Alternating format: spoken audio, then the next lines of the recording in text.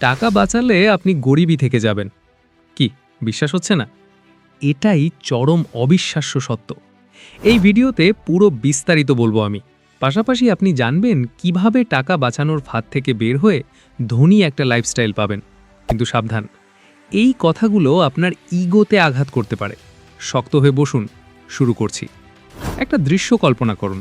আপনি যখন বাজারে কিছু কিনতে যান, দোকানদার বলে 100 টাকা, আপনি বলেন 70 টাকা, সে বলে সম্ভব না, আপনি বলেন 80 টাকা, শেষে সে রাজি।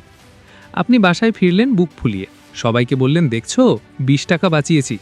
কিন্তু ভাই, একটা প্রশ্ন করি, ওই 20 টাকা বাঁচাতে গিয়ে আপনি আপনার মাইন্ডে কি প্রোগ্রামিং ঢোকালেন?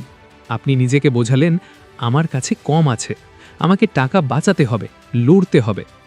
এই যে প্রতিটা টাকায় টানাটানি করার ভাইব, এই ভাইব আপনাকে গরিব বানিয়ে রাখছে। ওকে ওকে, এখনই রেগে গেলেন? রেগে জিজ্ঞাসা করবেন সেভ না করলে ধনী হব কিভাবে? আমাদের ছোটবেলা থেকে শেখানো হয়েছে টাকা গাছে ধরে না, কিন্তু আজ আমি উল্টো কথা বলবো, টাকা গাছেই ধরে। সমস্যা হলো আপনি গাছ লাগাতে জানেন না। শোনেন একটা ঘটনা।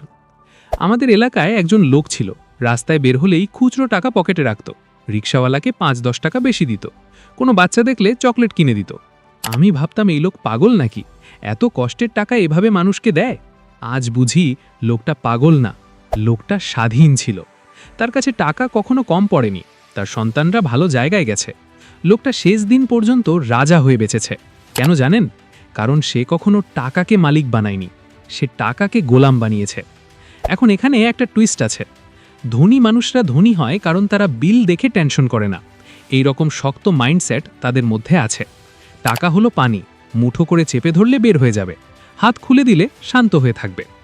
আপনি যখন মন খারাপ করে বিল দেন আর মনে মনে বলেন এই দেশ শেষ, সরকার শেষ, জীবন শেষ, তখন টাকা যায় নেগেটিভ এনার্জি নিয়ে, আর বাইরে দাঁড়িয়ে থাকা সুযোগগুলোকে বলে ওদিকে যেও না ভাই, ওখানে সব সময় অভাবের গন্ধ। একটা প্রশ্ন করি, কমেন্টে সৎ হয়ে বলবেন আপনি কি কখনো খরচ করার সময় ভিতরে ভিতরে ভয় পান যদি টাকা শেষ হয়ে যায়? এই ভয়টাই আপনার আসল শত্রু। 5% মানুষ কেন পৃথিবী চালায় জানেন? কারণ তারা টাকা খরচ করে আনন্দ নিয়ে, রিস্ক নেয়, নিজের উপর ইনভেস্ট করে। একটা বইয়ের দাম 500 টাকা, তারা ভাবে এই বই একটা আইডিয়া দিলে 5 কোটি টাকা আসবে। 5 স্টার হোটেলে 500 টাকার চা, ধনীরা চায়ের জন্য টাকা দেয় না, ওরা দেয় আইডেন্টিটির জন্য। ওরা সাবকনশিয়াস মাইন্ডকে বলে আমি এই লাইফের যোগ্য। আর সাবকনশিয়াস যখন বিশ্বাস করে আপনি ধনী, আপনার সিদ্ধান্ত, আপনার কাজ, আপনার এনার্জি সব ধনী মানুষের মতো হয়ে যায়। এখন শুনেন সিক্রেট ফর্মুলা। ধনী মা শুরু হয় ব্যাংক ব্যালেন্স থেকে না, ধনী হওয়া শুরু হয় খরচ করার সময় আপনার ফিলিং থেকে। কাল থেকে পাগলের মতো টাকা ওড়াবেন এটা বলছি না, ছোট্ট শিফট করবেন। অটো ভাড়া 10 টাকা, 15 টাকা দিন। টিপ হিসেবে না, প্রমাণ হিসেবে দিচ্ছেন যে আমি দেওয়ার মানুষ। অনেক টাকা খরচ করে গাড়িতে পেট্রোল ভরছেন, গালি না দিয়ে মনে মনে বলবেন ধন্যবাদ, আমার গাড়ি আছে। এই গ্র্যাটিটিউড এনার্জি আপনার ভেতরের ভিখারিটাকে মেরে ফেলবে। আর একটা কটু কথা বলি, আমরা আমাদের বাচ্চাদেরও গরিব মাইন্ডসেট দিই। ওরা খেলনা চাইলে বলি টাকা কি গাছে ধরে? এই একটা লাইন ওদের ব্রেনে ঢুকিয়ে দেয় টাকা মানে কষ্ট, টাকা মানে ঝামেলা। বড় হয়ে ওরা টাকা কামাতে চায় কিন্তু খরচ করতে ভয় পায়। এর বদলে বলুন এখন না, আমরা বড় কিছু প্ল্যান করছি, এতে বাচ্চাদের মাইন্ড বদলাবে। শেষ কথা শুনেন, আপনি ভিখারি না, আপনি একটা রাজা।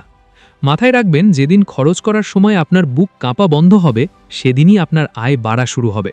কারণ টাকা আগে ব্রেনে আসে, তারপর পকেটে। এখন সিদ্ধান্ত আপনার, ইতিহাস পড়বেন নাকি ইতিহাস বানাবেন। যদি আজ থেকে খরচ করার সময় হাসতে পারেন তাহলে কমেন্টে লিখুন আমি রাজা।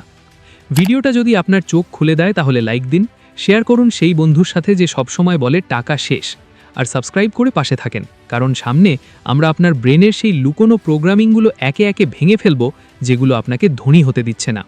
টেলিগ্রামে চলে আসুন, লিঙ্ক ডেসক্রিপশনে আছে। যদি আজ থেকে মনে করেন টাকা আপনার মালিক না, টাকা আপনার গোলাম, তাহলে উপরের আই বাটনে ক্লিক করে এই ভিডিওটা দেখে নিন। আপনাকে সত্যিকারের রাজা বানানোর দায়িত্ব আমার।